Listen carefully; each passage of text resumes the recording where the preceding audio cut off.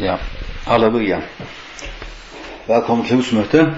Gleder oss til at halda møte sammen og dala Guds ord og ta som det og feknast ved Jesu føtter og eta hans mæte. Herre, bid om at vi okkar mittlen, styrkja til folk. Herre, vi elskar ditt år. Vi vil ikke være lødder av tøyerandan, eller flertalsmøyningen, eller det som nå har vært i 30 år, eller nekka tøylukt, men det som ditt år klart sier okkon, det vil jeg halda okkon til, og det er det som vi boa og tryggva og læra. Og jeg bid om at signa kvann øynstakkan som lustar, og bid om at ditt år og den ante må styrkja øynekvann, og signa øynekvann, styrkja det i trunne, og til å halde ut, og i Jesu navn. Amen. Det er sånn at i samtale og vi folk, tryggvann folk, tjokken vikene, så hører man, når jeg vil møte her, og ditt og datten, og ta over her og tannbalken og møtst her og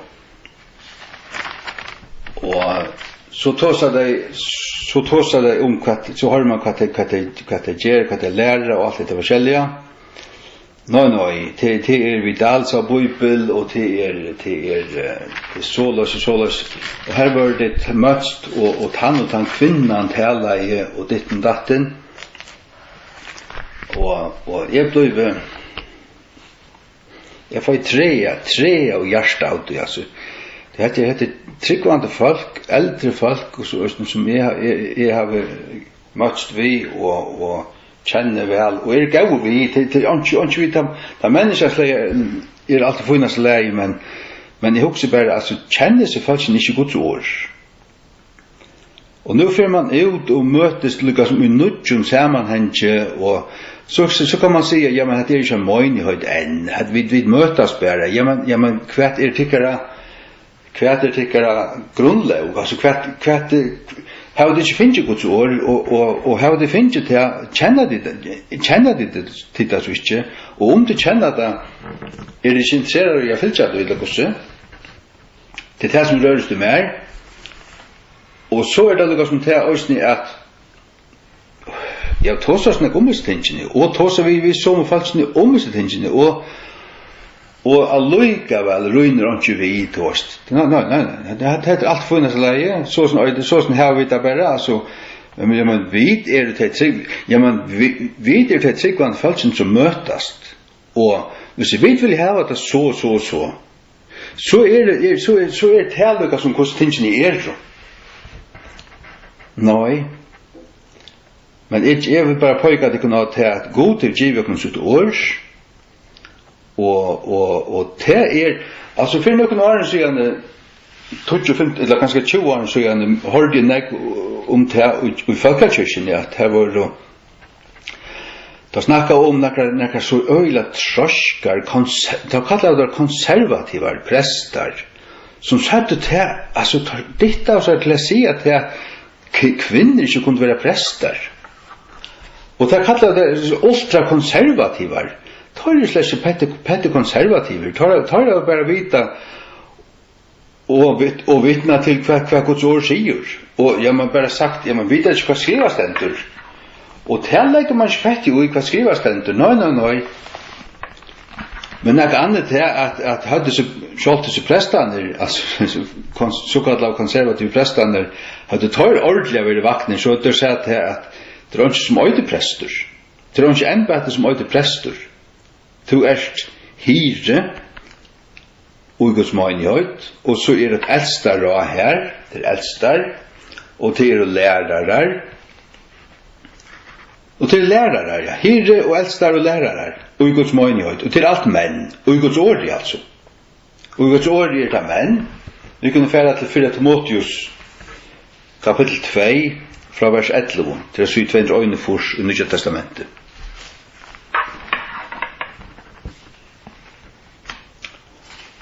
Her sier Paulus såleis, han skriver dette brevet til en ungan hyra som han har sett til hyra i møgnjøten i Efesus, og han skriver dette i en brev som vi kallar Hyrabrøvene. Hyrabrøvene til 4 Timotheus og Titus er brevet.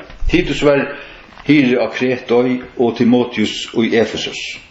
Her skriver Paulus såles til Timotheus. 4 Tim 2:11 og ut. La kvinnorna læra og kvirre, vi allar i undergivne, men lov ikkje kvinno er fra læra, eller tilrena myndelag over mannen, men at være i kvirre. Legg mest til, la kvinnorna læra, hon skal læra og kvirre til seg halda mån. Vi allar i undergivne, til skal være undergivnar. Og så sier han, men lov ikkje kvinno er fra læra, to teach, eller til hos fra læra, eller tilrena myndelag over mannen, til å si hun hever ikke myndelag over mannen, men at vera ui kvirre, hva mest at vera ui kvirre? Jeg sitter stidlar og halda mån. Det det som det mestjer. Til at Adam var fyrst myndavur, så han Eva. Leta kun spyrja, hver det som skriver det her? Apostel vår Herre Jesus Kristus Paulus, som Jesus valgte å skriva, som valgte ut til apostel, som ble høytningapostel, og som kom til å skriva 2 tredjedeler av Nye Testamentet. Og vi da finnes brøv i Nye Testamentet, og 3 av dem er hyrabrøvene, og i hyrabrøvene skriver apostel vår Herre Jesus Kristus til en hyra som han har sett, at såløs og såløs ville han at hingen skulle være her, og i Møgnjøten, og i Efesus. Det vil si at, og Gud leter dette komme i sitt år og i Nye Testamentet, og det det som vi fylgja, det Guds år til okkon, og brøven i Nye Testamentet særlig til skriva til Nye Testamentet i Møgnjøtene, det vil si at det tar retningslinjer, og det regler, det som viser okken Guds vilja for Nye Testamentet i Møgnjøtene, det hyrabrøvene, eller brøvene som holdt, Paulus er brøv, og brøvene i Nye Testamentet.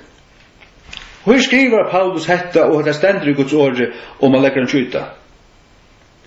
Og han sier hvor han ikke løyver kvinnen er fra læra, til han sier i vers 13, til at Adam var fyrstmyndavur, så han Eva. Altså skapan av ordningen til han, at mævren var fyrst skapavur, så han kom konan, og Gud skapte konan til mannen, ikke omvendt. Og så sier han, og Adam var ikke daravur. Adam var ikke daravur, men kvinnan var dara, og var i misgjerne. Ormeren kom her, og han frøsta i Eva, og han frøsta ikke Adam. Adam fell og var frøsta over til at han lurte etter konen sinne, men det var konen som lurte etter ormen. Hon fell fyrst. Så kan du si at det er bare Paulus, og Paulus er møgning. Nei. Det er ikke bare Paulus er møgning, det stender ikke ansamalt. Det stender altså i en hyrabreve, og i Guds åre, og som apostel vår Herre Jesus Kristus skriva. Men færre av et til et brev som Paulus skriver på til en møgnighet, så kunne vi færre til 4 Korint 14. 4 Korint 14. Det er 7:2-3. Her skriver han just det samme, så det samme det som endur tidsi. Møgnjøten i Korint, som i Grikalandet, og en høytning av møgnjøten, færre etter brev og sendan fra Paulus, og uthust endur, fra vers 34. 4 Korint 14 fra 34. Lät du kvinnor tykkara halda tøgn i kyrkjenen. Hva vil det mest, ja? Lät du kvinnor tykkara, det vil si alle kvinner. Hva skulle det gjøre? Halda tøgn, det vil si halda mån, ikke tåsa, og i kyrkjenen. Det ikke løft tøymene til alle, men tøymene boi at vi under luttene, som Øystein Levn sier, så han tar seg Øystein her om luttene, det er som skal ikke ruse opp på mennene i myndeløyga, men det skulle lære i kvirre, lukka som han skriver her til Timotheus her. Og om der vil lære nekka, ta lett her spyrja sånne menn heima, til det en skam til kvinnerne tala og i kyrkjene. Det skulle ikke tala og i kyrkjene. Og hva skriver han her, vi talte håndene her, Øystein til Timotheus, for jeg lukker etter til Timotheus og leser her etter. Vers 12 sier, men det lov ikke kvinno er fralæra, eller at tilrena myndlag i mannen, men at være kvirre.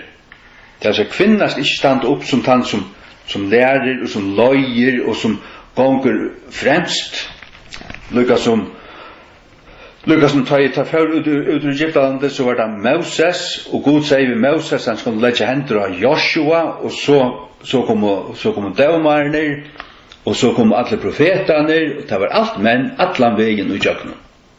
Og så kommer Jesus her, og han velger seg 12 mannlige apostlar, og han sender 12 ut. Og så velger han seg Paulus, og så skal Paulus skipa møgnjøknar, og hva skriver han? Jo, Hirden skal være mævor, og til konan skal være så, og tar eldste skulle være menn, til konen skal være så, og tar loder som jeg har lært til, skal til løyta øren mannen opp i hentur, som skulle være føre for å lære ånder øysene. Så egentlig er i løslene og teker dette, just for det som det sier, så stender her svart på kvart at kvinnerne skulle tia. Det skulle være kvirre. Men så hører man til fer etter fer og man ser det selv at man møte og godstjenest og her og kvinna stender oppe og løyer alt som man kvirer seg. Og det er ikke bibelsk, det var Guds ord i møte til kun. Tog undres det. Vi får alltid til 4:14 fra 35, og om der vil lære nekka, ta lett her spyrja sånne menn heima, til en skam til kvinnerne tala i kyrkjene. Så kan du si, altså, hva er det her for nekka? Det er en sånn mannsjaunistisk, så du, god til å skapta sålesner. Ja, mennene er jo høvur, da mæveren er høvur konunar, ikke bare i kjønabandene, men også i middelen kinene. For at løslo vi viker, så er mæveren høtte. Konan er ikke skattla løya. Konan er kjenslelig. Hun hukser ikke kaldt og klart. Hun er fornekk og sånn kjenslun og sånn hva føles rett. Hver i mæveren er kaldt og kvinneskur, hva er det fakta, hva stender skriva. Så du tror at du kan si at jeg er kaldur i kvinneskur, at jeg kan sitte her og tåsa som jeg gjør det. Jeg tåser bare det som Guds ord sier. Hvis det er å være for kaldur, hvis det er å være mannsjøvenist, ja, så er det bare det. Det leser ikke vi. Jeg var bare til at jeg var hva Guds ord sier. Vi leser videre her i 4:14-36. Kvært kom Guds ord ut fra tikkun, eller kom til tikkun øynans. Så sier han, om nekkar halte seg være en profet, eller antligan, ta let han virkjenne at det tingen som skriver tikkun er og bøyene til herran. Så det stender ikke ånd som alt. Det stender også i Timotheus-arbøven. Her stender det også her, og det nekkar antligur eller profeter, ta virkjenne, han vøyt, han kjenner at dette er bøyene til herran, dette er Guds ord fra början til enda, alla mig fram fra skapan, fra første Mosebok og jøkken profetene, alla mig jøkken til sålesne hette er. Til sålesne hette er. Ikke her vi sagt at en kvinne ikke kan røse seg opp og kanskje ha en vittnesbord, fortelle okkur og et eller annet, ha et lyd innlegg, men ikke sånn at vi nå er møte og hver taleren, når taleren er en kvinne. Hun skal standa og tala over mannen og skipa mannen fire og sia her ganga vi, fylg som så det er ikke rett. Det bøyer øynene for en røtten mann i møte at en kvinna skal ganga undan og nu skal vi mennene egentlig ganga mennene ikke rantjer og ratter ta for ekan det knøven ta det fylg en kvinna. Men gonger en mævur fremst, som god over innsett, og gonger rankur og rattur og bøyn fram etter, og han vøy hva han gjer, og vøy hver vi færda, så fylgja mennen retter, tar vil hava en ratta mann a loja seg fram, og så kunne konar komme atna tøyr.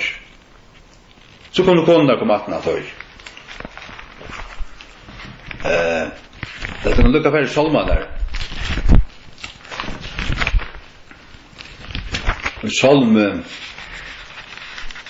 Salmen nøkker trus, jeg finner det nok her. Ja, ikke? Salmen 8 trus. Til så i 630 i Gamla testamentet. Salmen 8 trus, 11 og 12. Her stendur, Herren gav åre, hvert åre, Guds år. Herren gav åre, Mikil var flokkeren av tøymen og kunngjørte det. Det var så Herren gav et år, og Mikil var flokkeren av tøymen og fører ut og kunngjørte det. Og hver de fører ut og prætgav og i Nya testamentet, du sagt bare menn for ut og prætgav. Da du sagt til at kone var vi, Paulus har bedre halsa til dømes Aquilas og kone hans her. Så det til at hon var her tja honom, men hon og til at du lærst en mann fra Alexandria som veltalende og der, men det var privat. Det var i sammen, men i samkomhøpet det sånn at mennene løya, ta jeg dere gjerra. Herren gav året, mykje var flokkerne av tøymene kunngjør det til, så stender kongar tja herun fludja og fløtt.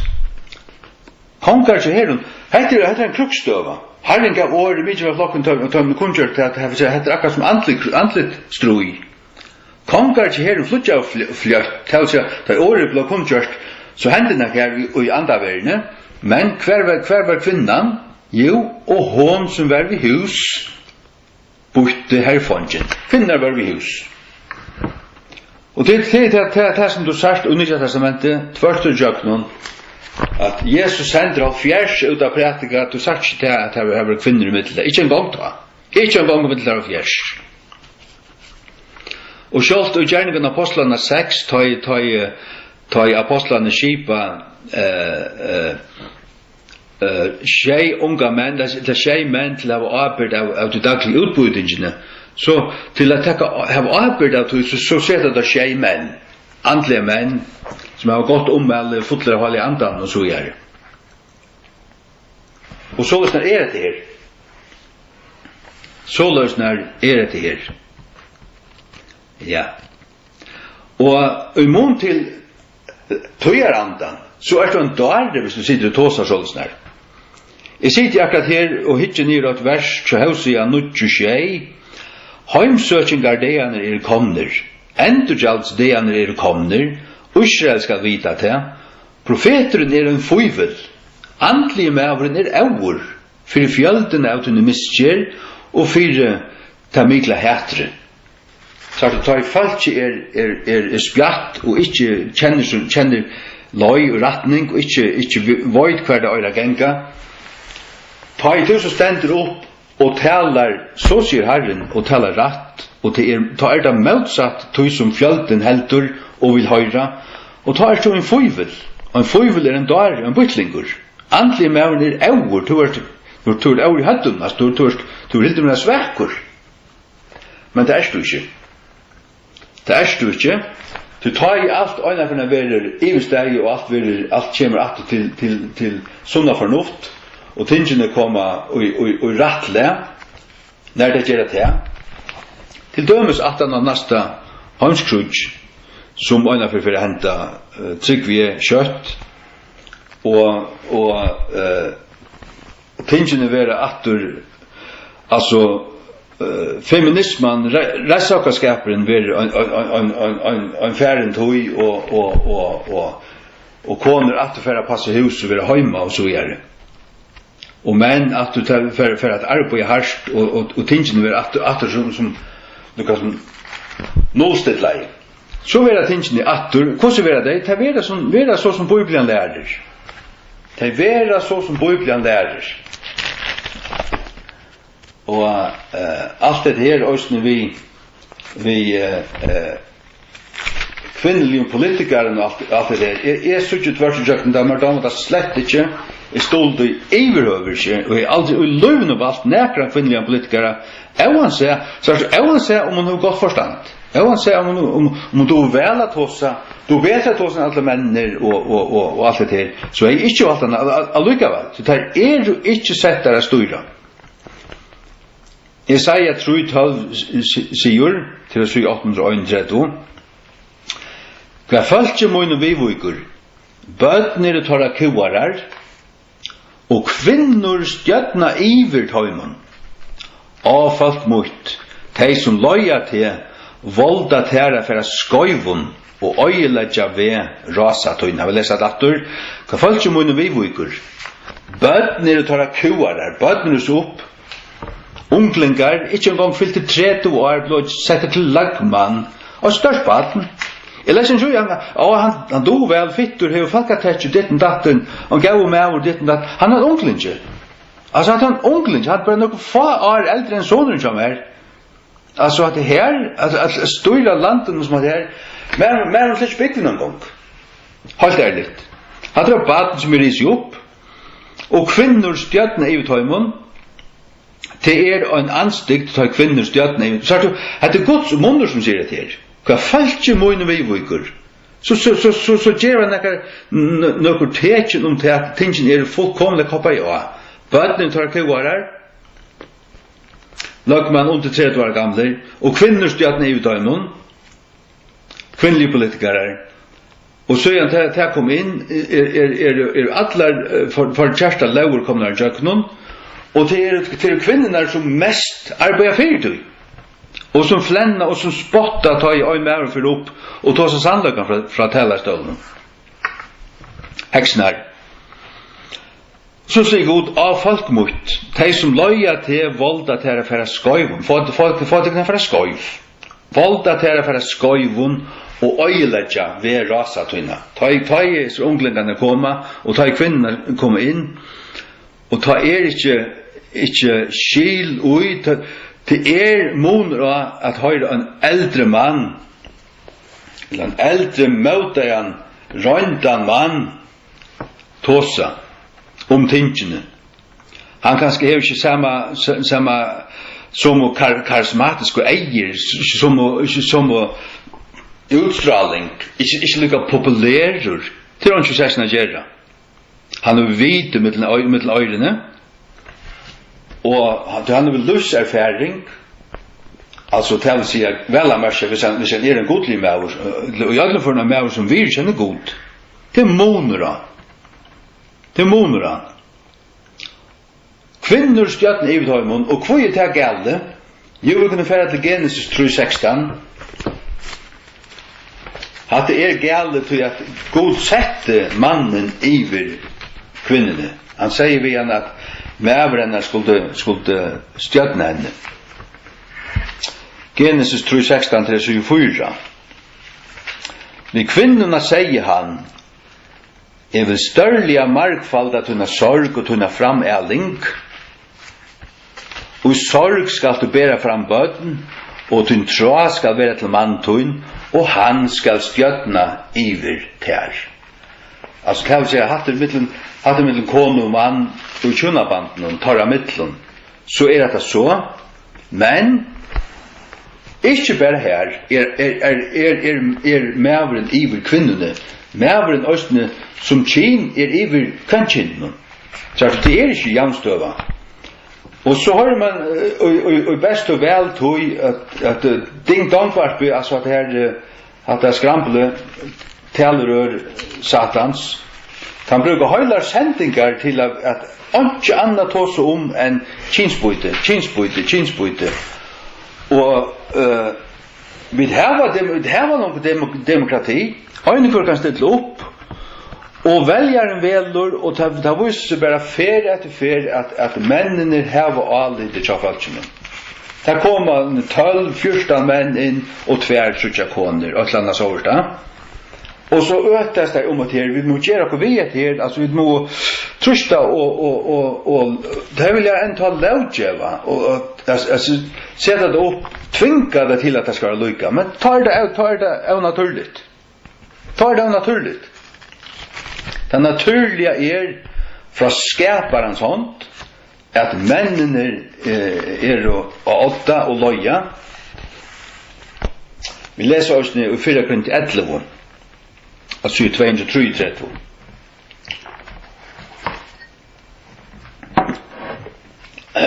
Så er det god skapta. At det særste oss i djaurarujnen, Du kan studja en gasa-familie til en hver djaura-familie, og så sørst du til at han som naturliga løyer til stedjen, til handeren, til tarveren, til vegreren, til tar som arna fyre, som standa åtta. Og det nekka som høytter djaura-fylgje, så det tar som verja da, og ungane renna til mammena, og han sa kvett til ungane de omvendt. 4:11 fra vers 8. Vere etterfylgjare av mer, sier Paulus, enn ta som òsni av Kristi. Men I pruset tekum brøver, at det minnas til moin og I öllum tingun, og halda fyrskipannar, så som handa I tekum ter. Men jeg vil haft tekum av vita, at høver hvers mans Kristus, og høver kvinnar mævurin, og høver Krist god. Sartu. Høver kvinnar mævurin, og høver hvers mans Kristus. Mot høver Kristus. Mot høver kunne omgående være en kvinna. Så nu hei en kone døy I 2008, Lisha. Men jeg var henne høver, og hon var under mer. Og høver kvinnar mævren, og høver Krist god. Hva merker høver? Høver merker myndeløgje. Det merker andre ting, men det primært myndeløgje. Og hvordan kunne vi prekva til at det myndeløgje? Ja, men det vet vi jo. Folk vil alltid bergast med og røntja og finne det av, det ikke måte at kompisen kan ikke merke okkur annet, men det merker myndeløgje. Jeg til å fære vi til Efesus 5, kom noe til Efesus 5 av 7:204.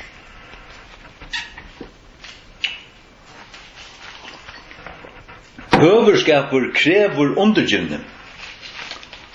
Til her i Efesus 5 tås han også om mannen og kvinnerne, og han sier til at jeg tror at mævren høver kvinnerne, tror skal kvinnan være undergiven, så at høverskaper hever vi til at gjøre, så at høtt det haksta av kroppen. Vi lika med Jesus Krist, så han har høtt. Det vil si at ordrane kommer fra høtten, og lika med kroppen listrar. Det gjør så som ordrane kommer, som ordrane Efesus 5 fra 22, til konor, undergjev til egnu månen, altså herren. Så sier han, tog at mævren høverkonen her. Så hon skal undergeva sin mann, altså herren, hvor skal han ta? Til at mævren høver. Så høver hever vi myndløyga gjera.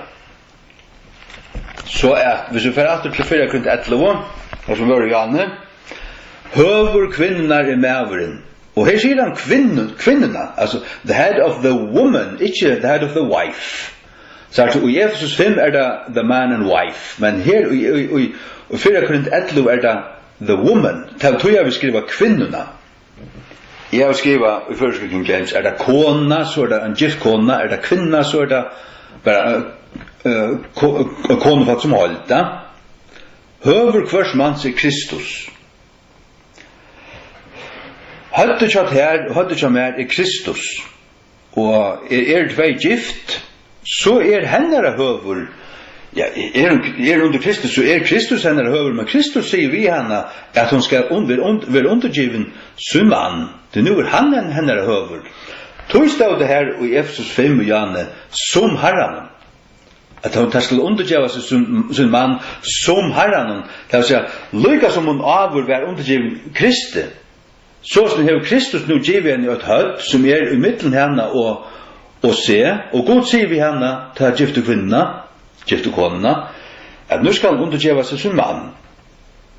Så til kvinner som av samvittig ved Krist undergiva til kun tykker av mann, til gjøre Kristi tjeneste, og til kvinner som opprøstere sammen, med tykker av mannen, til oppumpeier hekser, alle samler. Og jeg var sagt hvordan andelig til annars kunne kalla det kun og haldas vera. Lovsangsløyer aller helst ditten datten og Philadelphia City Church stannet. Veldig blabber tungen og ditten datten. Men så det opprøster sammen, så det hekser. Och kvar jag har träffra. Det har vi också från Guds ord. Det kan också visa där. Jag tar inte för näck i munnen. Jag ser inte för näck. Vi får att för Samuels bok. Så du Samuel var profeter, han talar ifrån Gud. I Gamla testamentet var det trutcher som var salvaer. Det var profeter, det var präster och det var konger. Och varst du salvar profeter så kunde du inte göra prästatjänst eller kongstjänst då. Och konger kunde inte göra prästatjänst eller profetatjänst då. Och så vidare, ja. Du måtte ikke fære ut mørken av din salving. Men den eneste som gjør det til allikevel, og i andan og til han hei nøy til det var David. Han var salvar til kong, men han var kallar i Nya Testamentet, i Gjerningen av Apostlene kurser, han kallar profeter. Til at han irste alle disse salmaner i Davids salmen, 45 salmer, og kanskje godt han har vidt auto, så det uiblåster, ja. Det går ante tala i ujonen. Men ikke. Samuel har sagt vi Saul at han skulle fære og slå alla filistaner, ja. De filistaner hadde gjort innras, eller låp av bygder av Israel, og det stendet til hente at Saul ble øyelig fyrsten, fyrir Samuels bok 11:6 kom du her 11:6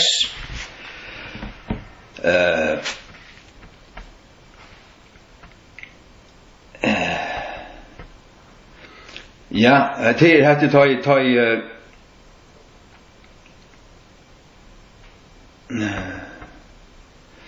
det kommer en sendeboy og ber Saul i tøyndene at Israel allop i sånne kan. Og Guds ande kom av Saul, ta han hørte til tøyndene, og hans fyrstene var større kjent. Men det var Guds ande som gjør det. Og Guds ande ville til at han skulle løye Israels herrer til å fruja Israel ut. Ikke lette fortjene han kom og teka Israel. Ja? Kom nå atter til 4 Samuels bok 15:22. Men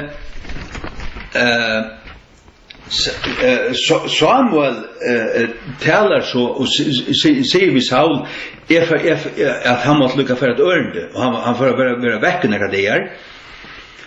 Och så men Samuel bortre så tycker Saul bara och slåtrar han ger prästatjänst då. Och det åt han sig göra och fyra till missar han såna salving. Og så vi leser 4 Samuels bok 15:22 og Samuel sier: Hever Herren ønsmykla frakt i brenneoffren og slateroffren som må gjett akta rødt herrans, så at akta bedre enn slateroffer og at gjeva gater enn forti av veggrunn. Så han har finnet på fra herren at han skulle bøye etter Samuel til han kom atter. Men han är ginge såna salving och slatra som bära prästaner, levitaprästaner hade myndlag att göra. Så säger Samuel vi är till att upprörstor som häxa konst synden. Upprörstor som häxa konst synden. Du säger det att det upp på häxor. Det som rus upp mot grammon. Och tröskne som misger och avgoda dyrskan. Jag tror att du är havna år i herrans, så jag tror att han är inte aktad, tror jag han havnat då, ja. Hever han också havnat här för att vara konkurs, så du. Tid som inte vill akta Guds år, men sätta koner till att nu är det ett här samla och förtäller, för helt möte, när konan så tog ut mannen, ständer här täller och löjer fylke. Sikken nakrar skammer og bløyter og gjeldingar til det. Skandlar. Men hva sier Saul så? Og Saul sier ved Samuel, jeg har synda. Så han ser det på henne, han vøyta. Til at jeg har misbrått på herrans, og tøyne i år. Men at det var egentlig årene fra herran, høysene. Til at de øtta i falske, og akta i rødt, torra, så han i mannøtta. Tui akta en rødd torra. Her var han sånn feil, sagt du. Han akta I rødd torra. Og vers 22. Og som Samuel vendte seg omkring til å fære sted, tog han fæter I skjeiten av kappa hansara, og til skratnei. Og hatt et profetisk symbol til at her skratnar egentlig kappen tja Saul, ikke Samuel. Han teker skjeit av kappan tja Saul, tja Samuel, og han skratnar. Og Samuel sier vi han, Herren vil skratt kongadom Israels fra ter henda det, og hever givet det til en nasta tja ter, som bedre enn til. Hvor det? Jo, det så David. God har funnet seg David, og valgt seg han, og han vil til akta. Han får et akta godsrød. Og så leser jeg til 4 Samuels bok 16, tjei. Her som Herren sier såles om David. Men Herren sier vi Samuel, hikk ikke etter asjøen hans, etter å ha hatten av hans vakstarleie, til at jeg vil havna honom. Det altså en bodje til David som han ser da. Til Herren ser ikke som mævur ser, til at mævur hikkur at det utvortes utkjøntene, men Herren hikkur av hjärsta. Kjærstu. Herren hikkur av hjärsta. Og til etter her, jeg vilja akta Guds ord. Han som verlig antlier og profeter i Nya testamentet, han aktar og ser og innser og vil loja til som en hyre eller en eldste eller en som hever et år å si Guds menighet. Han viser til 4 Timotheus 2. Hekk hva Paulus skriver til Timotheus. Og skriver Paulus hetta til Timotheus. Og god køyret og sitt år. Og heter Hirabrøvene. Så det hetta Guds år til okkon og det. Jeg vil si hva tøyeranden sier. Jeg vil si hvordan lengt frafallet kommer. Jeg vil si hva bispor sier. Og folkekirkjan. Og landsens lauer. Og tøyeranden. Og ditten datten. Vi halda kom bæra til Guds år. Så det antlier. Så det sanne profeter. Det som ikke gjør det. Det først antlier etter profeter. Hva det så? Sviga profeter. Det sviga profeter.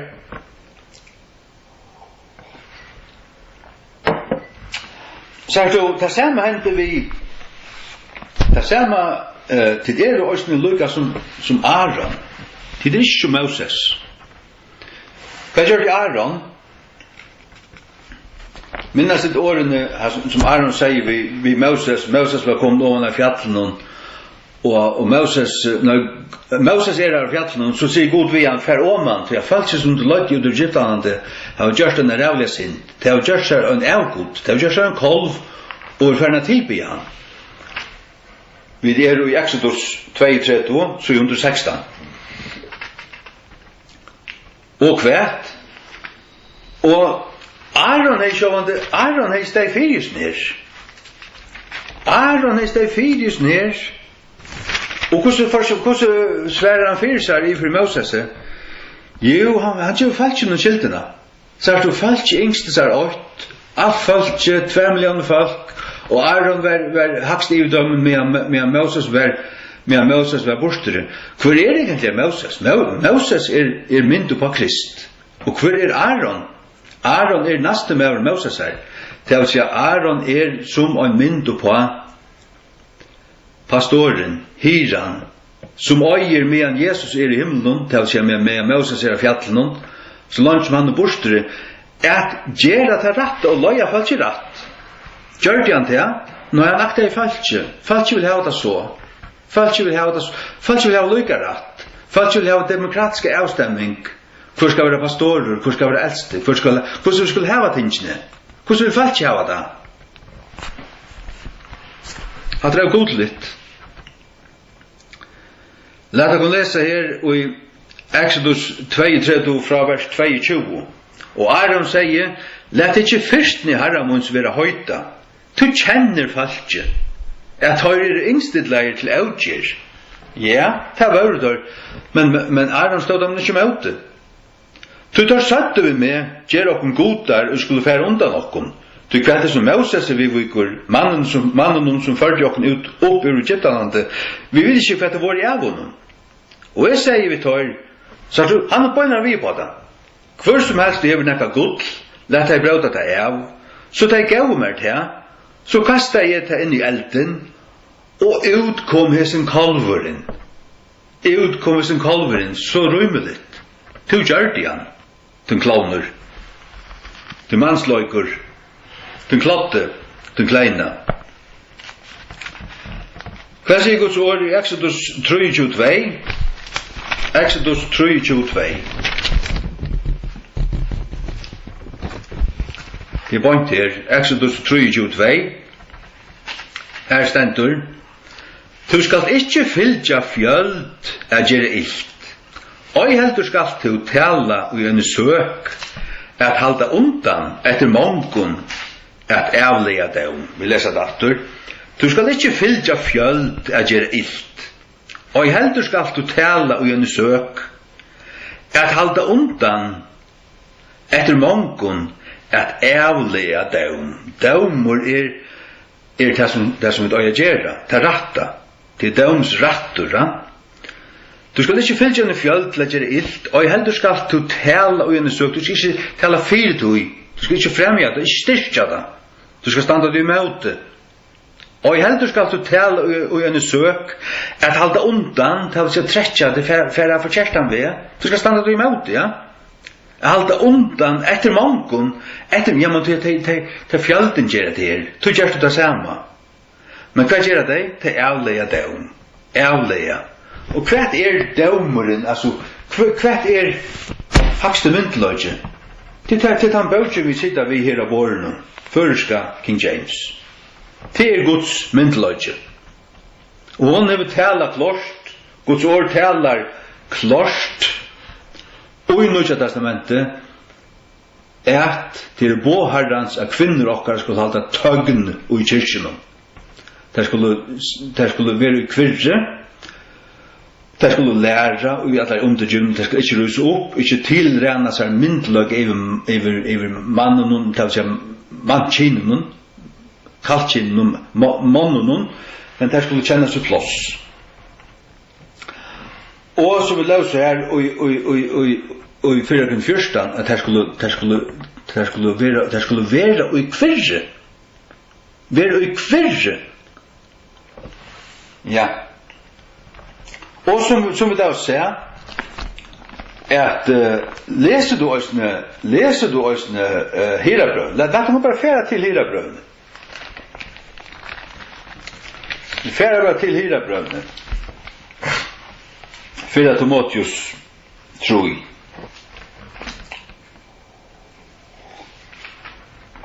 Vi har det alt her, altså til her svart på kvitt, altså. Heter en sånn framsøgn mævur trai biskopsembete. Biskoper til en hakste og en sted på nærmøynhøyd. Til the bishop, og det kommer fra en griske ord som heter episkopus. Epi etter efsta og skopus omsjøn. Til en hakste omsjønner mævur. Til den hakste, til kvart. Til hyren. Mævur trai biskopsembete, ta troar han gåangjerning. Og en biskoper må ta vera avlastande. Øynar konu mævur. Langt her. Han skal være mævur. Øynar konu mævur, altså. Ikke en kona som hever en mann. Men han skal være øynar. Så det er alltid kaltkynne. Vers 4. Øyne stjøtnar vel søgnun egna huset. Han skal si mævuren stjøtnar. Hevande sunnebøten i undergivne vi atlun sauma. Til du mævur vet ikke hvordan stjøtnar øyer sin egna huset. Hvordan skal han teka seg av kyrkjo Guds?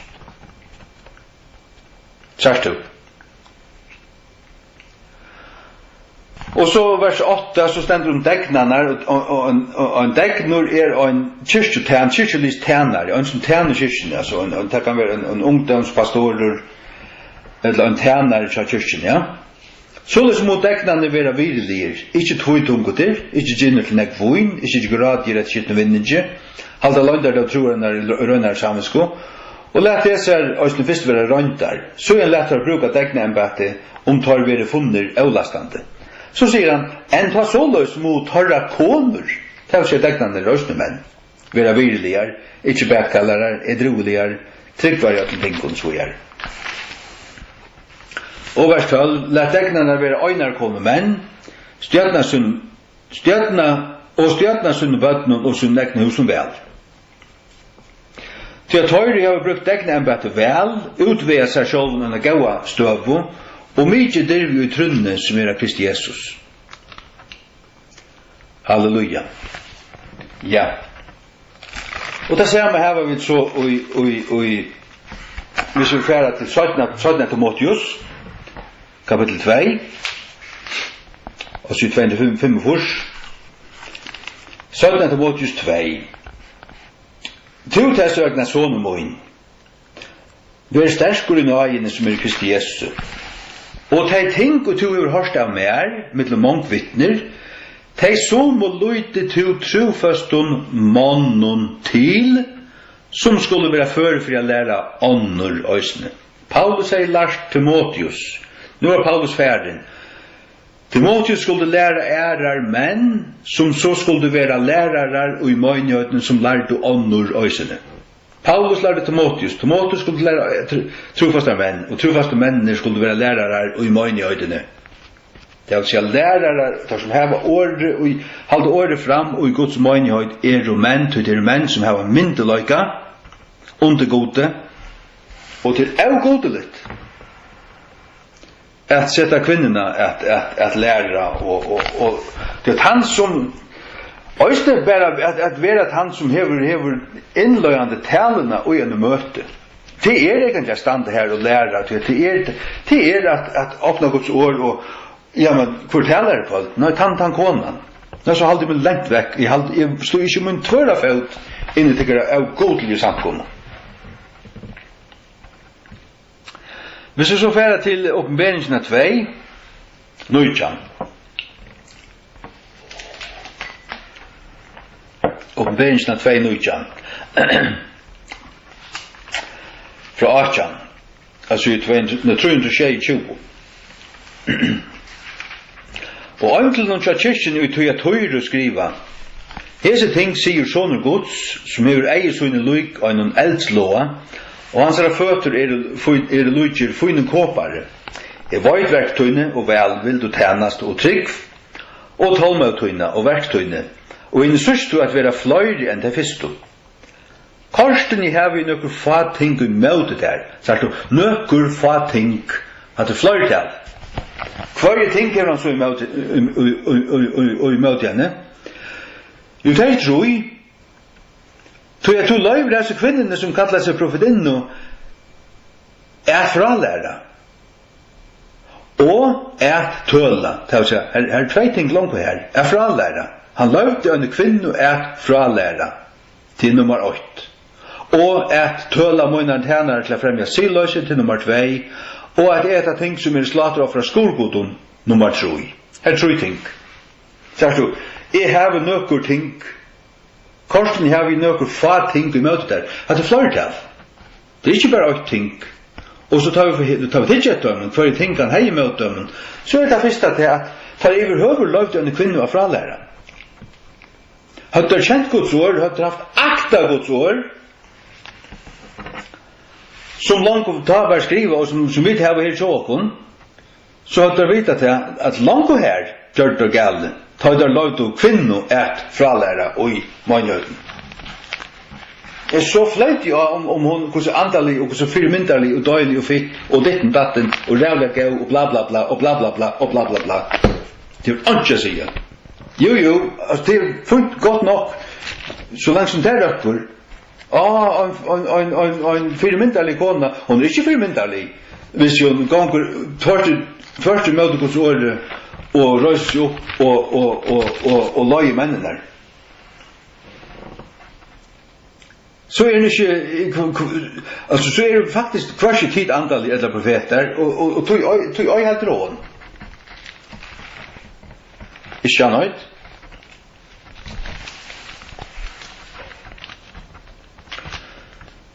Og jeg leser her i det her 4 Timotheus 2:2 jeg satt les og de ting og tur hørst av mer mellom mange vittner de som løyde til trofastun mannen at her vi trofaster menn det var nekka som Paulus sa høgt på trofaster menn en trofaster mævur godverdur Paulus skriver i Kolossebrevnen 4, 6 og 9. Lett noe ferdig her. Kolossebrevnen 4. Kolosse 4. 6. Kolossebrevnen 4, 6 og 9. Til å si 273. Alla mun tilstand skal til kuikus kundgjera tikkun, som en elskavur brauer og legg mest til, og tryggvur, det vil si trofastur, tryggvur tænare og samtænare i herran. Tryggvur tænare. Han sendte Paulus, han kunde Paulus senda. Jeg kunne gjøre atlansen tilstand, kvann jeg har sendt tikkum fyrir det samme endamal, at han måtte vita tikkara tilstand og trøsta tikkara gjørstu. Vi Onesimus, sagt Onesimus øyn, og Tychicus en annar. Vi Onesimus øynun trofastun og elskavun brauer, som øyn av tikkun. Tar skulle gjøre kun fyrir tikkun all ting som gjørt her. Sagt du? Så sånn det her, at ui samanhengjunum, ta i alt samla, så mennene tar som loja og læra, og bæge hyre, og elstar, og lærarar, og sjalt vi suttja og gjerningen apostlana Aquilas,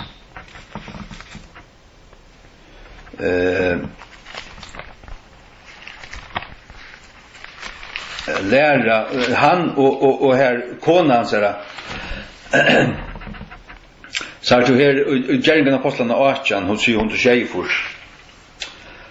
etter disse loter for Paulus sted ur Aten og kom til Korint og fann en avsen jøta Aquilas et navnet fødder i Pontus nylig kom ur Italien vi kom så inn i Priscillo. De saman her, ute i gøtene til hver det her som det på, ja. Paulus finner deg, av til at Claudius hei boi i øtlen jøtene for å stå i Rom, og kom til tørra.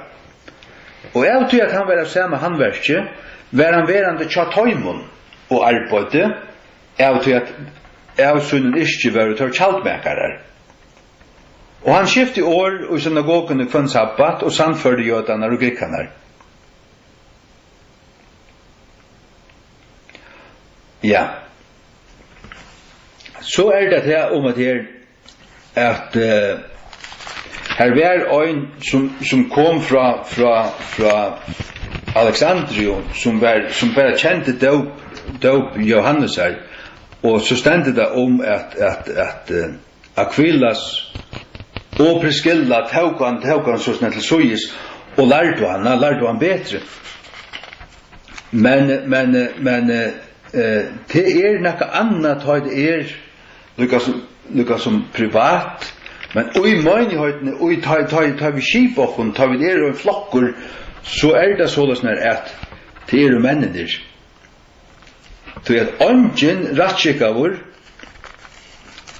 mævur finnes jo ut altså tar det før ut ur Egyptalandet så sette god ikke Miriam at loja folk og hon får trallande ved en tamburin fremst og så skulle Moses og alle tog gengat nå henne i brøver ikke at det er jo høyenskaper og til at jeg nevner Aquilas og Priscillo det mer til at altså jeg vet ikke om det stender at at det er velløytende eller rettløytende den her som kom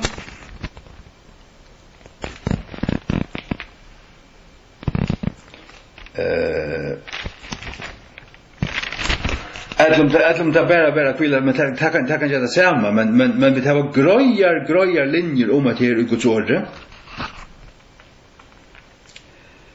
Att hur Guds ord, hur Gud vill att tingen skulle skipast.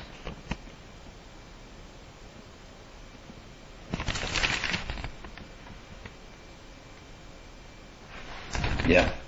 Kommer ju ner åt på nu texten mer ur Alexandria.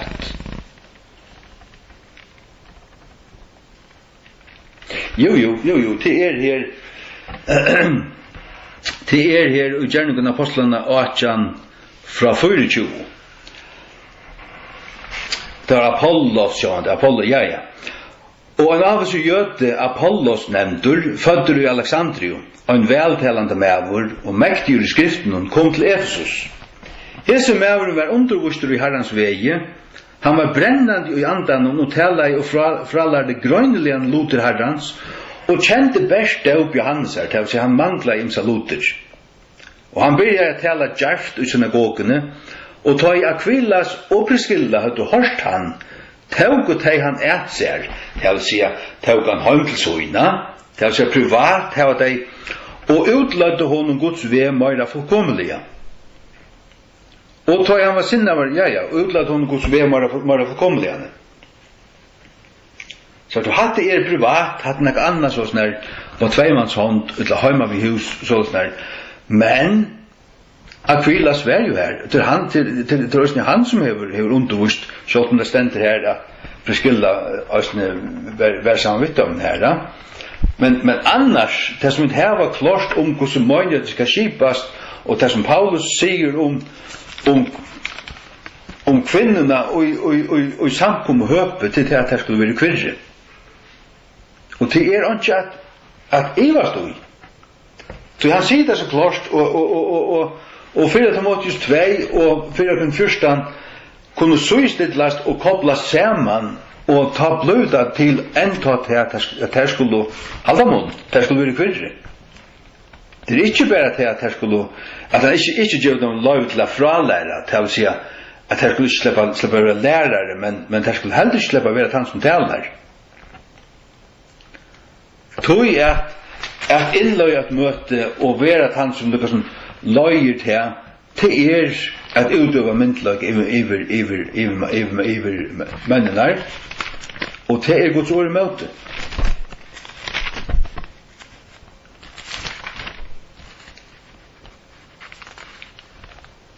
Ja, det Guds ord i möte. Att du är för den första från 35. Eller 34. Lät du kvinnor tycker halda tögn i kyrkjen. Det är inte löftøymen att tala, men tøymen är bøy att vara underlydne som øysene lauen sier. Lauen sier det øysene, men her det altså Paulus som teker pennen upp og skriver at det under brevet til menigheten i Korint, og god kører det i Nya Testamentet, og du hever det framme fyrir der, og du legger en skjuta. Så jeg tror først antlige etter profeter. Og om de vil lære nekka, ta let her spyrja sina menn heima. Spyrja sina menn heima. Og det er ikke spott, eller det er ikke spøy, eller spott. Det er alvor. Det er så. Det er en skam til kvinnerne til kyrkjen. Det er en skam for mennene at kvinnerne røyser seg opp og spela kongolar ut og skulle skipa fyrre. Og ganga undan. Og det som han sier i vers 6, kvært kom Guds ord ut fra tikkun, eller kom det til tikkun øynans, hatt det til kvinnerne. Det kom til tikkun, hver kvinne vil skrive et ord i Bibelen. Hver av de store profetene var kvinna. Hver av de lytte profetene var kvinna. Hver av apostelen Lamsens er kvinna. Ikke øyn. Om onker halde seg være en profet, eller antlian, ta let han virkjenne at de tingene som skrivet tikkun og bøyene tja herran, at det og bøy de tingene som han skriver okkur hver, ja, hvis det ikke hetta, hva er det så? Just hetta og bøyene tja herran, men man ikke for akta det. Tog man åpenbart kvarske profeter eller andligur. Og til just de som skulle øyda seg for å være de mest andlige, eller halda seg være de, som just de som alltid floppa fra at akta hetta. De halda seg være profeter og iverandali, og de viser vi som gjerningen at de kvarske. Men tar som tunger og støyver og kanskje uinteressanter og bare snakke om år og her hatta verset og du ikke tøymer du orskar ikke hva skal du orskar ikke holdnæma lærer tan du skulle komme og skulle helpe et seg fralærere til det var kittlande i øyro skriande i øyro og det skulle ikke orska langkur at uthalda holdnæma lærer holdnæma doktrin det orskar ikke lærerne mer. Men om onkur veri avvidande, ta veri han avvidande, til avvidande og tid om det altså. Og til lykka for at tid her og videre her. Vi sånne profeter sitter her og akta Guds ord tala til ratt. Og så kommer tid etter det graf fløta og rauma og mjölk og synja det graf sanger og bia for kornøren og trilla tar og trilla tomlar og kvært var det. Og til orska ikke Guds års doktriner. Og så er du jeg var ikke til at da jeg var onker og jeg var snart til at det var først og atter i 1930 til dem så var det sånn da jeg mener når jeg begynte i høyvamskjønnene at man skipet seg rett. Man skipet seg etter, ja, men hikk, det er helt mye kvalsmøte her hadde bibeltøyma og tar kjent ja, men her stender skriva ja, men det stender her og så ja, men så gjør vi så tror man økta Guds år hoksa der til og man vil gjøre allum gater og akta alt kom lukka til for at når 17. Timotheus 4 fra vers 2 og så utvendig Jefus prætika året 17. Timotheus 4:2 prætika året ver tilbyggven ui tøy og i autøy og i retta sett harsta formena vi allar lengmau og doktrino til at han tøy vil koma tøy ikkje vilja uthalda høylnæma doktrino men etter som egnolistun skulle der helpa et seg lærarar hevande skriande øyro til det skriar i øyren så at man skriar og så helpa der et seg lærarar som tar der tala akkurat sålasnar at det behear at det hauar tar man tjatli listun etla tar snæra og forbronkla og forkraukutu andlig for stillningen. Du falt gjør seg lærer i det, prosperity og rykdom og godt og velgångt og alt det her. Falt gjør seg ved at leisrøva vers her der, så har det gjør seg lærer og det egentlig sånn at de kunne ha det godt tøymelige og på bekostning av de andalige.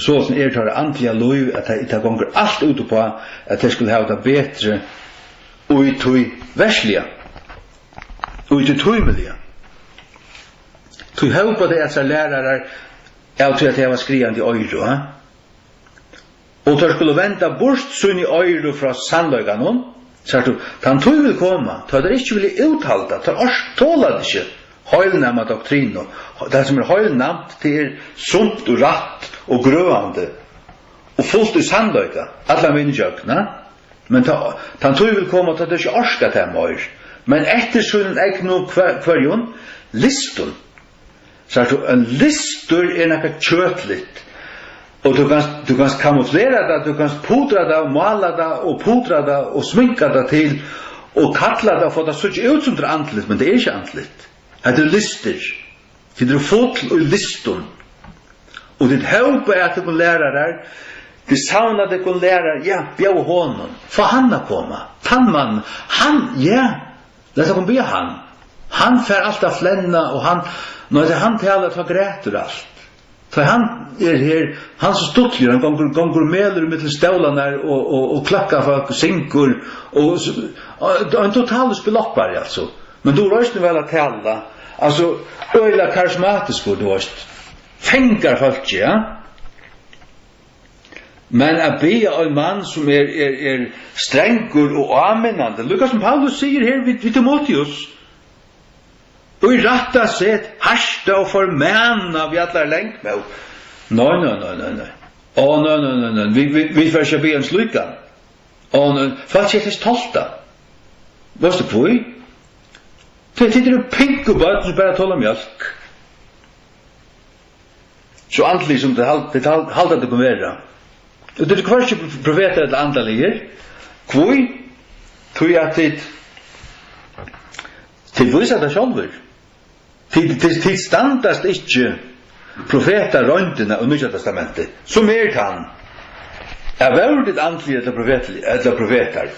Helt det kommer vara till och väldigt till så att det inse att det är bojen i Herren som Paulus skriver i 4 Korinther 4:4-8 och tog i ösene och i 2 Timoteus 2 från 11-13.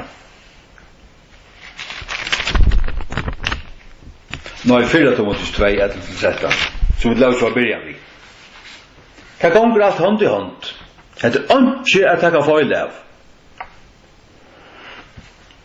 Det är inte att ta fel av. Och då skulle vända borsun i öre från sannlögan och skulle vara vänter att fablund, var bara sövun, skraggsövun, fablund, för så latt så på känt. Men väg to ett luton, halt ut löjingar, ger evangelists versk. Jag gick ju fotlen lommen runt och tahta vatten och in i så att här Baunus. Det har ligger 4 russisk skip och Ronavik så 4 dagar och jag ger russar om traktater av russisk. Kvoi till några som tror med. Jag har varit handels vara vi ut och jag åt russiska traktater i bilen. Alltså antingen lärde mig. Ja men det är standa tucho russar här. 2 traktater för ett dem för jävdom. Och så har vi haft i lomman och nu så har vi mött oss en kort förboj, 2 gånger här och så har jag skruvat ut och nyor och givet dem. Ger evangelistverk. Ger fullt präg om tunna tjänast och det kunde alltid vara möjligt. Jag ska inte säga att jag gör det så gott som jag kunde, men jag rör göra det. Och det för Guds skild att jag gör det. Inte för jag savnar mer något som helst. Jag vet inte vad det händer vid dem. Tar det något det som förändras det. Det är inte för att bygga mer ett namn eller bygga mer en mäktiga möjlighet. Men det är för att vinna saler till Jesus och kontra dem och geva dem Guds ord. Geva dem Jesus. Det är inte annat det. Det är nu till röjare av era offravor och togna av mina frafyr är vid hand. Jag har barst en gåan bardeja. Jag har fullfört skoj mot. Jag har varvått kronorna. Nej, trunna omkylda. Herren för alle gång til må en rattvuses krona, som Herren i rattvuse dømaren skal djeva mer av hinnum degi. Og ikke bare mer, men også i öllum tøymun som elskar hans herra byrsting. Låt oss be sammen. Halleluja. Takk for disse stund, Herre. Vi elskar denne byrsting, vi vil halde ut, gjer evangelists versk, og tale året, og prætika året i tøy og av tøy, og halde året fram, og gjøre fullt preg for makra tjenest og veka vi til noten og vi vil ikke være slutje som helpe at dere lærere som bare kittler dere øyre til vi vil at dere lister skulle beheast men vi vil uthalda høylnæma doktrino just det her og øyne til tung og streng og tingene ut i tunnen året vil jeg gjøre gæter herre. Såløsner er at vi ikke slutje som darast, som møgner jo til at tøyro, som du har nøkker få ting i møte, og telja vi det så det troi, da visst det være at løfte en kvinne og fralæra. Og at det vita betur, det skulder av kjørst. så att vita till att bojen till Herren är till att kvinnor skulle tio samkomne.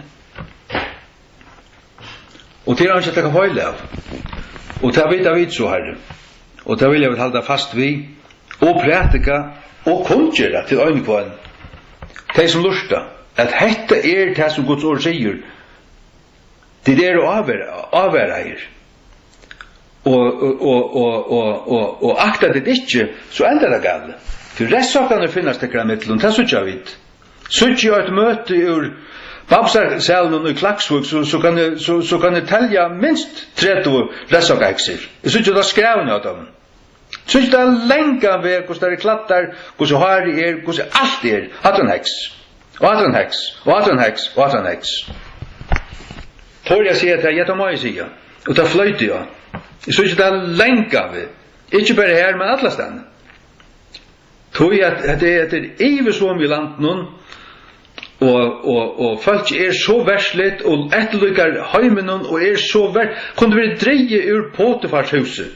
Så inte ut som egyptiska häxor, inte som fittar damligar, godligar sarer. Vi läser också om det Timoteus om hur kvinnor skulle vara klattar. Hur så har det ska vara, och så kladdnar ska vara, och man ger angång gator. Det man är inte god. Det är allt en fasada, det går inte in till hjärtarauterna, man känner inte Guds ord, och man lägger sig att känna det. Och tar som stannar fram och lära det, tar lägger sig det helt ur. Och är det så näkar som talar det rätt och använder om det, så är han bara sväckor. Det man så bara så värda. Men vi håller det då fram allikevel. Allikevel. Intill ändan har Jesus. Och under allt att du ska skriva att det ska standa till tojen av min frafyr är vi hånd att han har skrivit till. Jag barst en gång var det jag fullfört skoj mot jag var vårt trunna. Han är var trunna. Och det var inte automatiskt. Ja, men han är en av de väldigt kärn och nu han var fast och nu är det bara automatiskt. Nej, han har alltså bara varit trunna. Och det må vi så göra det här. Hjälp oss till dess. Halt oss närt här. Halt oss närt här Jesus och halt oss uppe. Och var vårt till folk i förrjun. Och Jesu namn. Amen. Amen.